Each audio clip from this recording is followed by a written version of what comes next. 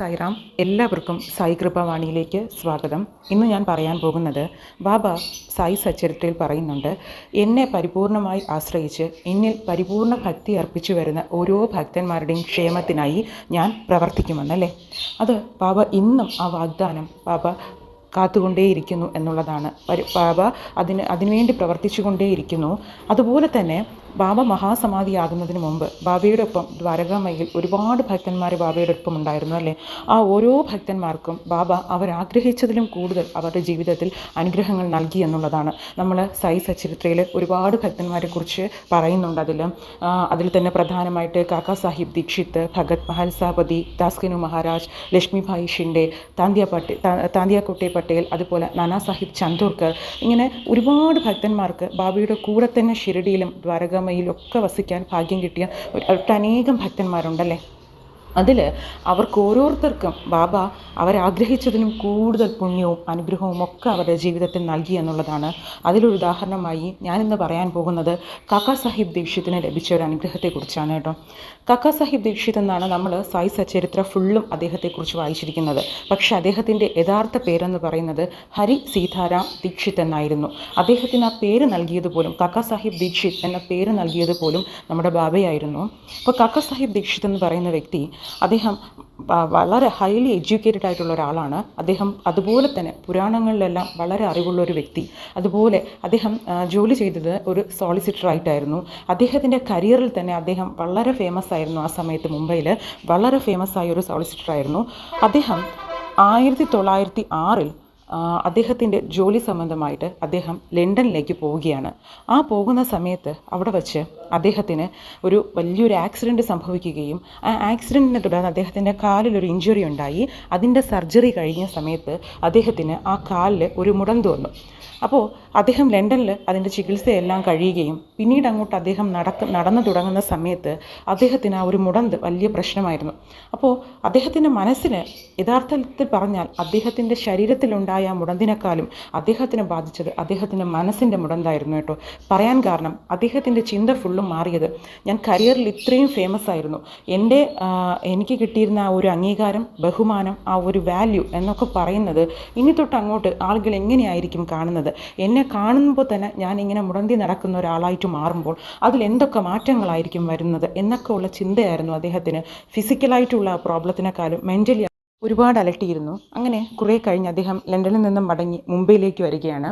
മുംബൈയിൽ വരുന്ന സമയത്ത് അദ്ദേഹത്തിൻ്റെ ഒരു ഫ്രണ്ടായ നമ്മൾ സായി സച്ചരിത്രയിൽ കേട്ടിട്ടുള്ള നാനാ സാഹിബ് ചന്ദോർക്കറെ കാണുകയാണ്. അപ്പോൾ ഈ കാര്യങ്ങളെല്ലാം പറയുന്ന സമയത്ത് നാനാ സാഹിബ് പറയുകയാണ്, ഷിരഡിയിൽ ഒരു മഹാനായ ഒരു സദ്ഗുരു ഇന്നും ജീവിച്ചിരിപ്പുണ്ട്, അദ്ദേഹത്തിൻ്റെ പേര് സായിബാബ എന്നാണ്. നീ അവിടെ പോയി ഒരു പ്രാവശ്യം ബാബയെ ഒന്ന് കണ്ടു കഴിഞ്ഞാൽ തന്നെ നിൻ്റെ സകല പ്രോബ്ലംസിനുമുള്ള പരിഹാരം കിട്ടുമെന്ന് പറയുകയാണ്. അപ്പോൾ ആ സമയത്ത് കാക്കാ സാഹിബ് ദീക്ഷിത് അത് കേൾക്കുന്ന സമയത്ത് അദ്ദേഹം ആത്മാർത്ഥ സുഹൃത്താണ് ഈ കാര്യം പറയുന്നത്. അപ്പോൾ അത് ഉപേക്ഷിക്കാൻ വഴിയില്ല. അതുകൊണ്ട് അദ്ദേഹം വെറുതെ പറയുകയാണ്, ശരി, എനിക്ക് സമയം കിട്ടുമ്പോൾ ഞാൻ പോയേക്കാം എന്ന് പറഞ്ഞ് ആ ഒരു കോൺവെർസേഷൻ അവസാനിപ്പിക്കുകയാണ്. പക്ഷേ അന്നൊന്നും പോകുന്നതിനെക്കുറിച്ച് ഒരു ഉദ്ദേശവും ഇല്ലായിരുന്നു. അതിന് കുറേ കഴിഞ്ഞ് അദ്ദേഹത്തിൻ്റെ ഒരു ജോലിയുമായി ബന്ധപ്പെട്ട് കാക്കാ സാഹിബ് മിൽക്കർ എന്ന് പറയുന്ന അദ്ദേഹത്തിൻ്റെ അതേ ഫീൽഡിൽ വർക്ക് ചെയ്യുന്ന ഒരാളെ കാണാൻ പോവുകയാണ്. അപ്പോൾ മിൽക്കറിൻ്റെ വീട്ടിൽ പോകുന്ന സമയത്ത് പോകുന്ന അദ്ദേഹത്തിൻ്റെ വീട്ടിലെ മെയിൻ ഹാളിൽ ഒരു ബാബയുടെ വലിയൊരു ഫോട്ടോ ഉണ്ടായിരുന്നു. അപ്പോൾ അത് കാണുന്ന സമയത്ത് നമ്മുടെ കാക്കാ സാഹിബ് ദീക്ഷിത് ചോദിക്കുകയാണ്, ഇത് ഷിരഡിയിലെ സായിബാബയുടെ ഫോട്ടോയല്ലേ എന്ന് ചോദിക്കുന്ന സമയത്ത് മിൽക്കർ പറയുകയാണ്, അതെ, അദ്ദേഹത്തിനെ പോലൊരു മഹാൻ നമ്മൾ ഈ ജീവിച്ചിരിക്കുന്ന കാലഘട്ടത്തിലും ജീവിക്കുന്നുണ്ടല്ലോ എന്ന് ആലോചിക്കുമ്പോൾ തന്നെ നമുക്കതൊക്കെ വലിയൊരു അനുഗ്രഹവും പുണ്യവും ഒക്കെയാണെന്ന് മിൽക്കർ പറയുകയാണ്. അപ്പോൾ ഈ ഒരു സംഭാഷണത്തിൽ കാക്കാ സാഹിബ് ദീക്ഷിത്തിനും ഒരു മനസ്സിലൊരു ആഗ്രഹം ഉണ്ടാവുകയാണ്. ഇത്രയും പേര് പറയുന്നല്ലോ, അപ്പോൾ എനിക്ക് എന്തുകൊണ്ട് ബാബയെ ഒന്ന് പോയി കണ്ടുകൂടാ എന്ന ഒരു ചിന്ത വരികയും അദ്ദേഹം ഷിരഡിയിൽ പോയി ബാബയെ കാണുകയും ചെയ്യുകയാണ്. അപ്പോൾ നമ്മൾ സച്ചരിത്രത്തിൽ തന്നെ വായിച്ചിട്ടുണ്ട്, ദ്വാരകാമയിൽ പോയി ബാബയെ ആദ്യം കാണുന്ന സമയത്ത് ദീക്ഷിത് പ്രാർത്ഥിക്കുന്നത് എൻ്റെ കാലിൻ്റെ മുടന്ത് മാറ്റാനല്ല, എൻ്റെ മനസ്സിൻ്റെ മുടന്ത് മാറ്റണമേ എന്നായിരുന്നുവെന്ന് സച്ചരിത്രത്തിൽ തന്നെ പറയുന്നുണ്ട്. അപ്പോൾ അദ്ദേഹം അവിടെ പോവുകയും ബാബയെ കാണുകയും അദ്ദേഹത്തിൻ്റെ മനസ്സിൽ വരുന്ന ആദ്യ ചിന്ത ഇതായിരുന്നു. പക്ഷെ അദ്ദേഹം അവിടെ വെച്ച് തിരിച്ചറിയുകയാണ്, ആ ഒരു സമയത്ത് ബാബയെ കണ്ടത് മുതൽ അദ്ദേഹം ദ്വാരകാമയിൽ ചിലവഴിച്ച ഓരോ സമയവും അദ്ദേഹത്തിൻ്റെ മനസ്സിൽ ആ ഒരു മുടന്ത് എന്നുള്ള ആ ഒരു അലട്ടിയിരുന്ന ആ ഒരു ചിന്ത മാറുകയും ഇന്നോളം ലഭിച്ചിട്ടില്ലാത്ത നല്ലൊരു സന്തോഷവും സമാധാനവും അദ്ദേഹത്തിൻ്റെ മനസ്സിലുണ്ടാവുകയും ചെയ്യുകയാണ്. അപ്പോൾ അന്നത്തെ ദിവസം വളരെ സമാധാനപരമായിട്ടും വളരെ സന്തോഷത്തോടും വളരെ തൃപ്തിയോടും മുന്നോട്ട് പോയതുപോലെ അദ്ദേഹത്തിനൊരു ഫീൽ ഉണ്ടാവുകയും അദ്ദേഹത്തിന് ഇനിയും ഷിരഡിയിൽ തന്നെ അവിടെ തന്നെ ബാബയോടൊപ്പം നിൽക്കണമെന്നുള്ള അതിയായ ആഗ്രഹം ഉണ്ടാവുകയും പിന്നെ സ്ഥിരം ഷിരഡി സന്ദർശിക്കാൻ തുടങ്ങുകയും ചെയ്തു എന്നുള്ളതാണ്.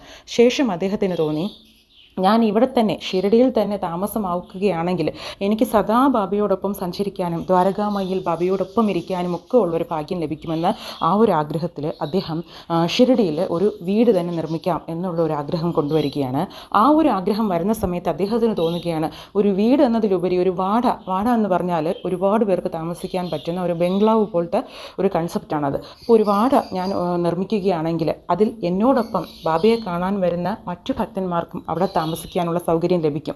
അങ്ങനെ ബാബയോട് അനുവാദം ചോദിക്കുകയും അങ്ങനെ അദ്ദേഹം നിർമ്മിച്ചതാണ് ഇന്ന് നമ്മൾ കാണുന്ന ഈ ദീക്ഷിത് വാഡ എന്ന് പറയുന്നത്. പക്ഷേ ദീക്ഷിത് വാഡ നിർമ്മിച്ച കാക്കാ സാഹിബ് ദീക്ഷിത്തിന് ലഭിച്ച ഒരു ഭാഗ്യം ഞാൻ പറയാം.